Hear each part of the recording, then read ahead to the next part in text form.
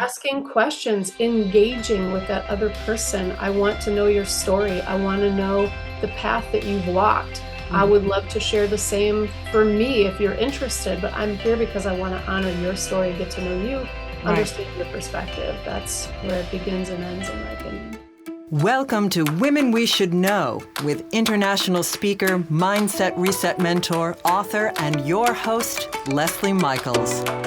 With audacious honesty and candor, the Women We Should Know podcast presents the wisdom and life-empowering insights of women who are the embodiments of innovation and social evolution. Please join Leslie as she shares potent conversations that will inspire your personal and professional evolutions. Welcome back to Women We Should Know, where weekly we bring you the voices, the faces, the innovation, the talent of women who are coloring outside of the lines, challenging the status quo, making shifts that are affecting the greater paradigm and giving space to more women everywhere. It is always my privilege to have an opportunity to speak with these women. I learn from them every week, and I trust that you do as well. So without further ado, I have a wonderful woman that I want to introduce you to today. Ellen Patnaude has always been fascinated by how a person's nature and nurture combined causes them to interact with the people around them. Oh, the nature and nurture conversation. Will we ever resolve this one? I don't think so. She is a Detroit native and graduated from Alma College with a BA in biology and French. She thought she wanted to be a Jacques Cousteau. Ooh, that's adventurous. But her first few science-based jobs pointed clearly towards working with people. She worked for several years as a community organizer in Indiana and Ohio. Now, you know that that's a woman after my own heart if she's working in community organizing. Returning to Michigan in 2005, her reputation followed her for challenging people to see and be a better version of themselves, and the phone started ringing. Since then, Ellen has built an internationally recognized company supporting individuals and teams in becoming everyone's favorite leaders. Now, it's one thing to be a leader. It's another thing to be everyone's favorite. Ellen is a credentialed PCC level executive coach from the International Coaching Federation, more commonly known as ICF, and certified in multiple assessment tools, including the AccuMax Index, MGR's Leadership Effectiveness Analysis. I can speak, I promise. I learned 2 days ago. And leadership culture assessments. Genos International Emotional Intelligence Toolkit, and equine guided learning practices from Innovative Horizons. I not only can't do all these things she does, I can't even say half of them. Ellen lives in mid-Michigan with her wife, Danny, at least one and as many as 3 teenagers at any given time. This is a woman with chops. I couldn't even do one. 3 cats and a dog with way too much energy. So, without further ado, how are you, Ellen? I'm doing well today, Leslie. Thank you for having me. Thank you for coming on. I am so excited to have you. You really are out there making some positive changes, doing some dynamic things. But one thing, it's my new fascination. One thing I want to ask you before we get started is, what has inspired you today? What inspired me today was when I was doing some writing about my current theme of focus, which is around applied emotional intelligence. And I was writing about emotional reasoning and the way in which our emotions impact how broadly we can see hope and abundance or fear and scarcity. And I'm fascinated by this concept. and I was sort of scrolling around on the internet looking for a few things to inspire me. So I came across this song by Johnny Nash, "I Can See Clearly Now." Oh, great one. Great one. Yeah. Yeah. And I realized what a fantastic representation of this concept of emotional reasoning, Mm-hmm. right? All we can see is dark clouds, it blurs our vision. And as soon as we get those negative feelings out of the way, we Mm-hmm. open ourselves up to positive feelings, then all of a sudden we can see it's going to be a sunshiny day. So I was inspired by that song first thing this morning. That is beautiful. Now, you have some really important things I want to speak about. You are the queen of understanding assumptions and speaking to assumptions. But before we get there, could you elaborate for our listeners what is emotional reasoning? So, emotional reasoning is part of applied emotional intelligence. It's the way in which we navigate our emotions as part of our decision making and our behavior, and we understand the effect that our emotions have on how we make decisions and talk to other people and communicate and behave. And it really affects every single aspect of our lives, professionally and personally, dictates every interaction that we have, how our emotions are impacting us. Mm-hmm. And the more emotionally intelligent we are, the better able we are to understand the impact that those emotions are having. So, emotional reasoning is an aspect of emotional intelligence that speaks directly to the decision making part Mm-hmm. of how our emotions show up. So when we're experiencing negative emotions, our emotional reasoning goes down because it narrows our vision. And Mm-hmm. when we're experiencing positive emotions, our emotional reasoning increases because it allows us to see greater possibilities. Mm-hmm. Mm-hmm. So, in keeping with that, is it, and I don't know, that's why I'm asking, is it that when we are in the negative space, I know that when we're in a negative space, we move into our limbic and then we're producing adrenaline and cortisol and stress hormones.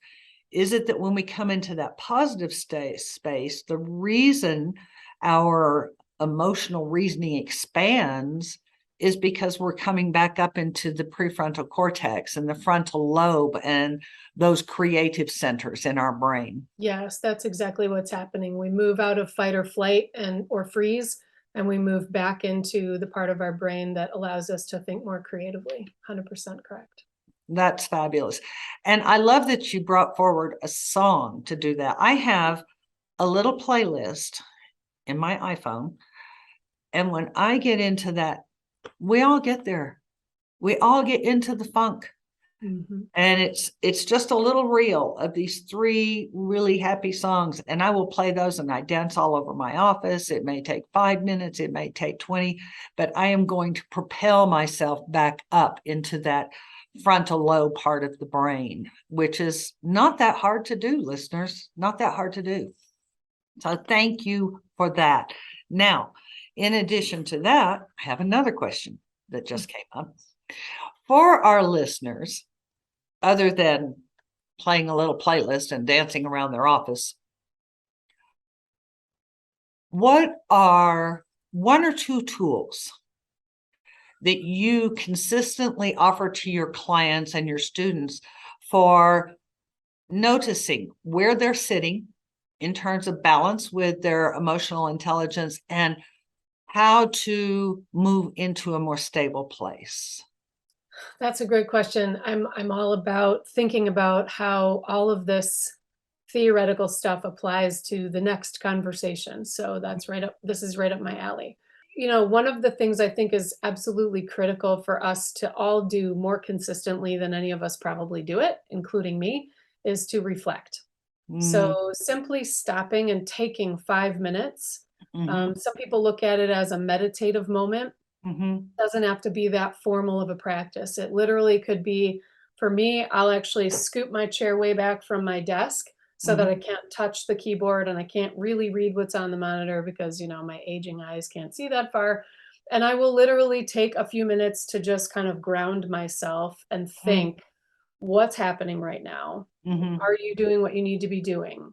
mhm, Because I have a tendency to dart all over the place. mhm, Where do I need to center myself? So mhm, just 5 minutes to stop and take stock of a situation in the moment can be a powerful tool. An equally simple, powerful tool can be at the end of the day when you're driving home, or if you're working from home, take 5 minutes and like walk around the outside of your house, or Mm, go to a different part of your house, or go outside for 5 minutes and mhm, ask yourself a couple of simple questions. One question would be, what are three things that went really well today? mm, A second question could be, what's one thing that I wish had gone differently? mhm, Not better, but differently. mhm, And then a third question is, what do I want to do about that tomorrow? And just taking those 5 minutes to take stock of your day can mhm. be an incredibly important way to also center yourself in a different kind of a context. Absolutely. And I love the differently versus better, Yeah, because that just sends us into a downward spiral of self-judgment. yeah, absolutely. But differently is resolution oriented. It Yeah. also helps us get a little bit of emotional distance, right? If Oh, we're right. so used Mhm, to categorizing things or labeling them as good or bad, mhm. that immediate judgment interferes with our subconscious ability to sort of emotionally separate ourselves from that experience. And when we Right, can't get that emotional separation, we can't evaluate it effectively to decide what do we want to do next. right. So, getting that space by using a word of differently instead Mhm, of better or worse, that can mhm. help too. Right, because if we can't separate, we fall into self-blame and self-shame. Right. Yeah, Yep. exactly.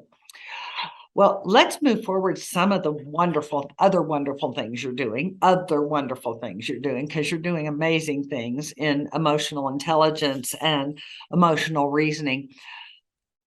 I would love to hear how you are impacting women in business, in our greater world, maybe even in the political arena, in their personal lives.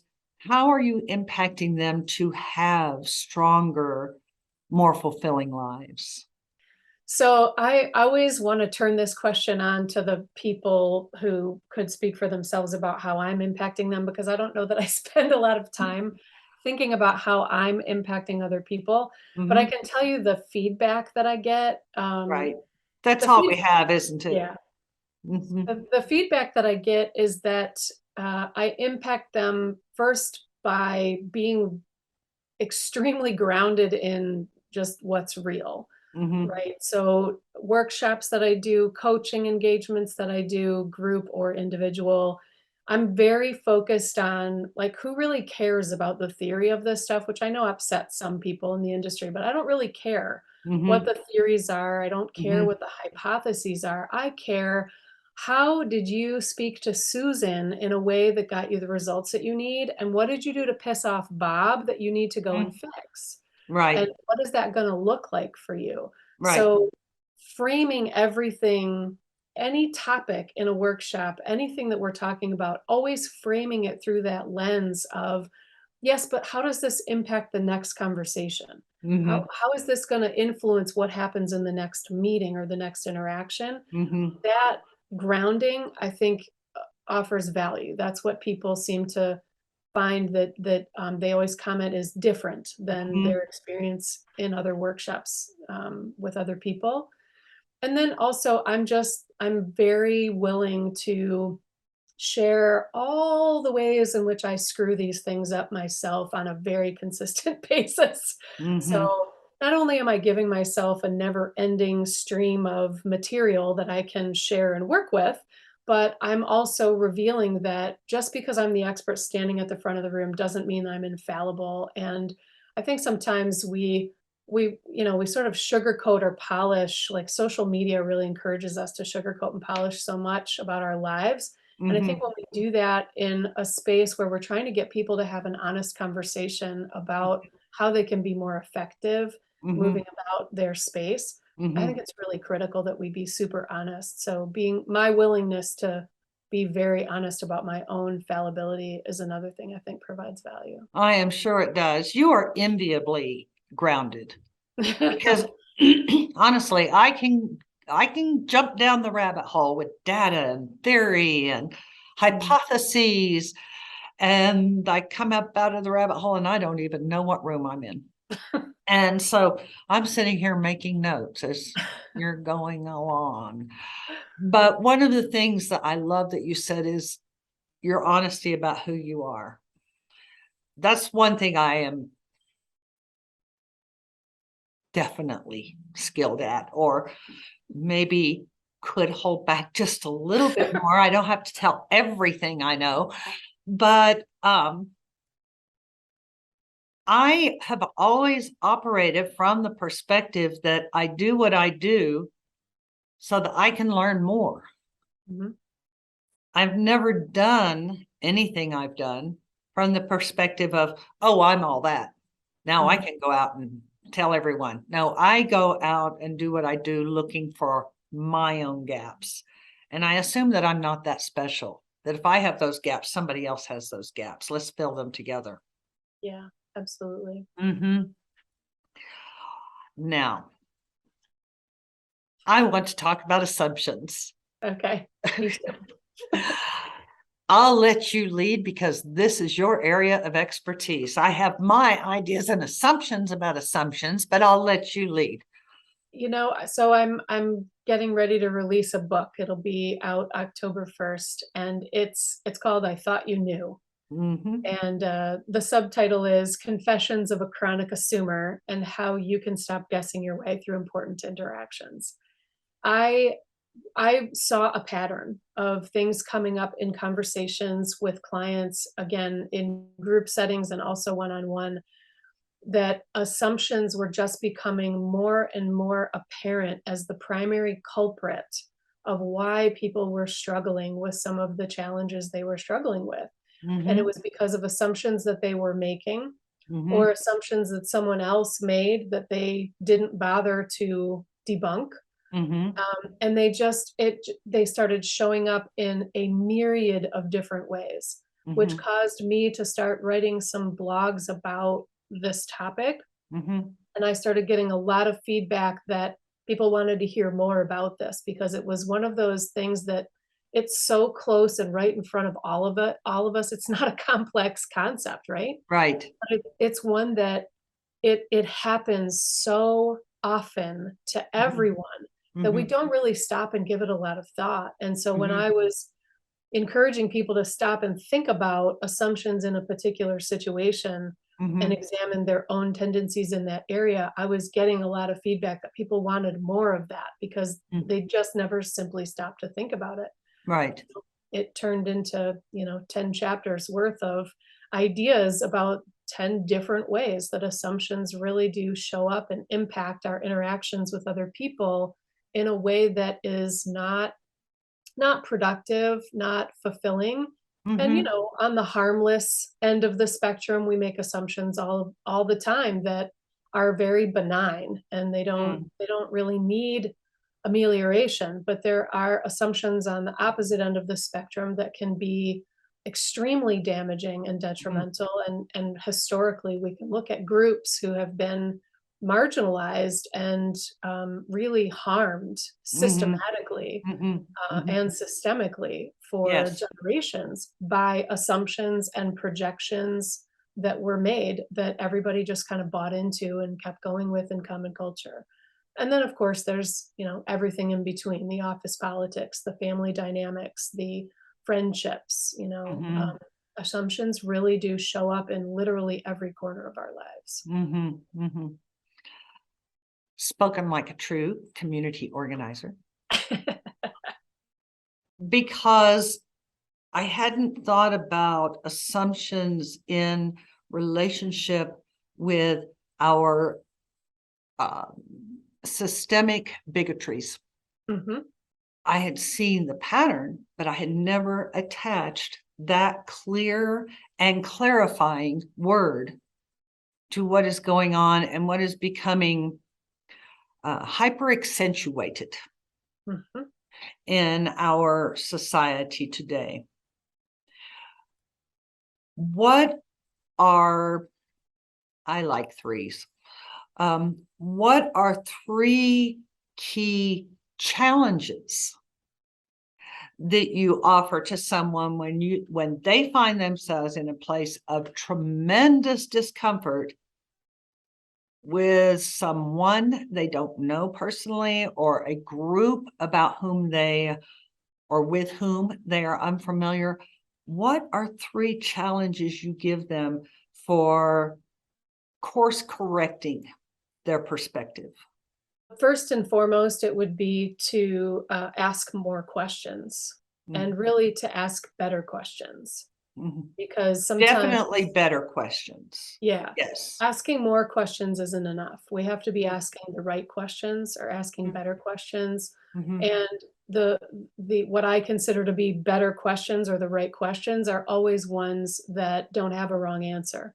They're the mhm. open-ended questions that Right. seek to understand how someone feels, how what their experience is, how they're viewing a particular situation, and really almost creates a sacred space with Mhm, that other person where you're inviting them into a conversation with you, where you are showing up genuine in the mhm. question that you're asking, and you're inviting them to meet you there and share equally vulnerably their own experience. And that can be such a powerful conversation that can unfold. Mhm, mhm, So, I mean, number one challenge and piece of advice would be think about the questions that you're asking. mhm. And, you know, number two would also be think about the questions. Like, I don't know that there's anything beyond asking better questions, honestly, Mhm, mhm. in terms of advice that I would give to somebody that's struggling with or encountering a group they're not familiar with, because it's Mhm. that lack of engagement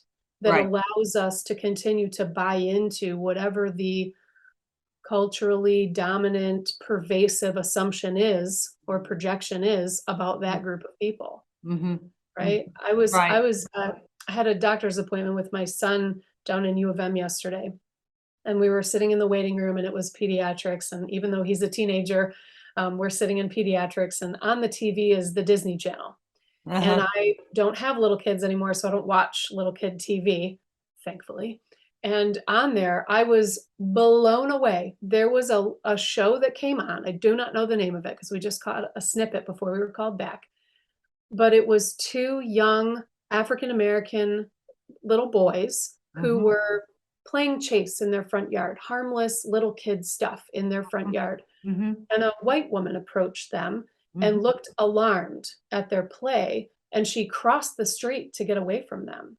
And mm. the younger one was like, "Why did she do that? What was that Right, about?" right.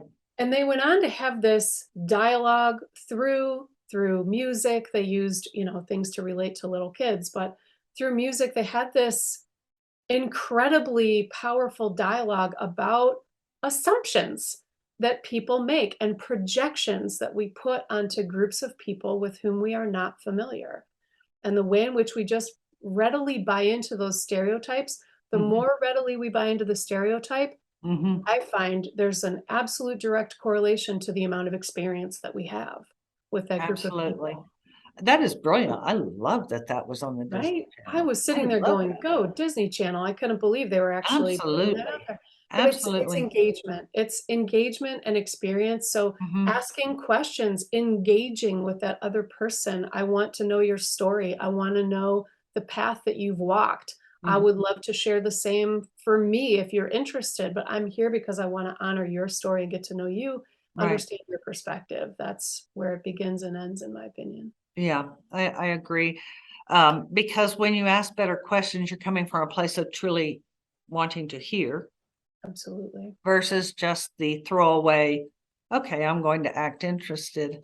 And it gives you an opportunity to be in a different place with yourself. One thing I like to share with people, and it may be apply something you apply or something you don't, but I'll just throw it in there, is to remember we do not have to agree in order to understand. Absolutely. Yeah, when I was a community organizer, a tool that we used every single day that I now share with corporate groups, and have them apply it is basic relationship building, a relationship Yes. building exercise where we are truly showing curiosity about someone's story. We're displaying courage to ask hard questions and uncomfortable questions. not Mhm. to pry, but to understand, because we're seeking Mhm. to understand.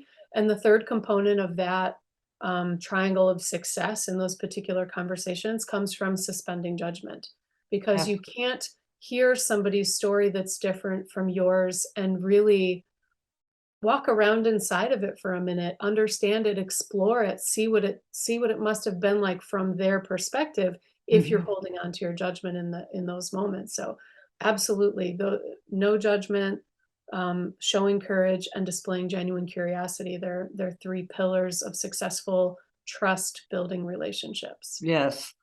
And I personally am loving all the conversation that is encouraging hard questions now, Yeah. because we've really shunned and shied away from those hard questions, and we've had a plethora of excuses of why we don't go there, and they're really just projections and justifications. So for the sentence asking hard questions to become part of the cultural conversation, I believe is empowering at a fundamental level.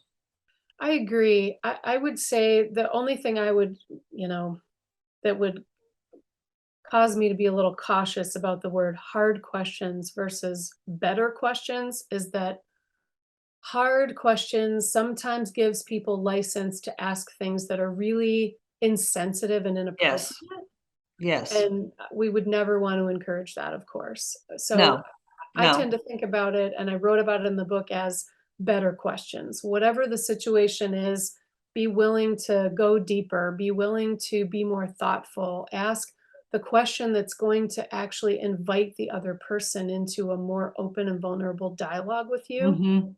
and then you're going to get somewhere.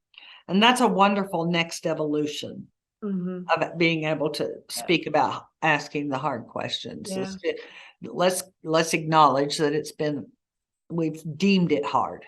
yeah, for We've sure. labeled it hard, Yeah. and now we can progress to better conversations.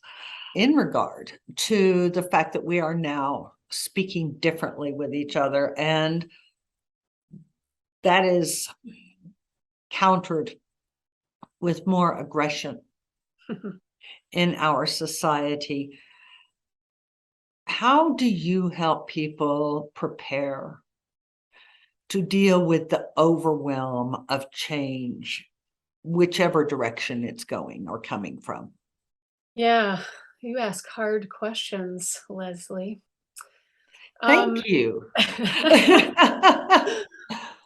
Again, I think part of it comes from, sharing my own, like, daily lived experience of Mhm, having to navigate these situations, like, very real navigating these situations in my personal life, in my working life, um, because of who my family is, because of the family I married into, like, there's so many challenging situations where there is a fundamental disagreement about principles that are happening, and yet we all have to figure out how to navigate the changes that we're going through. mhm, I was actually talking to another coach, a close colleague of mine, a few days ago, and she was really struggling in the moment with an issue. And the more that we talked about it, the more we both realized for any of these kinds of situations that we're talking about, doing what you can to go back to what we started talking about at the beginning, Leslie,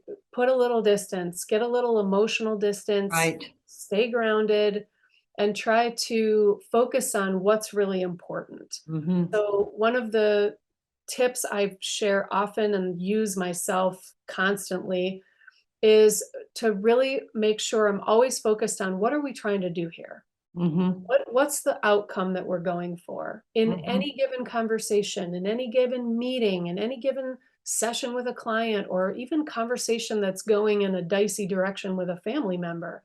What are we really trying to get to here? mhm. Because some of the ways in which we navigate along the way might land us in trouble, but Right. if we stay focused on what is the outcome we're trying to get to, some of that stuff maybe naturally falls away. Yes. We don't get in our own way quite as much. So Mhm, just trying to stay focused on what are we trying to do? What's the outcome? And then how can I make sure I'm emotionally protecting myself from this? I'm not confusing my identity, the core of who I am, with the role that I'm playing in any given moment. That That's is something so else. important. Yeah, So that's a important. Sandler. Make sure I cite that. That's a David Sandler practice that Mhm. I have incorporated, right? Separating who we are from the role we're playing. Those all those little things that we can do to engage in some healthy self-talk instead of that head trash that often floats around up there, but some healthy self-talk to remind ourselves that we are grounded and that it's we're going to get through whatever the hard thing is. We just need to make sure we're doing it in a way that's as productive as possible. That's brilliant. I'm sitting here making my little student notes. Always the student, always the student. Ellen, I could go on and speak with you for a very long time. So what I would like to do is invite you to come back again soon, I would be honored to do so. because there is so much more that we haven't hashed out here yet, but they're going to call time on me any second now. Thank you so much. Now, for all of you out there listening, I'm going to do what I always do for you. I'm going to put Ellen's contact, whatever contact, source of contact she wants to list, her URL, anything that she wants to share with you will be in her program notes. And you know where to find that. It's right on the website, lesliemichaels.com. And of course, it's Lesley. We have to remember that I have that little British mom.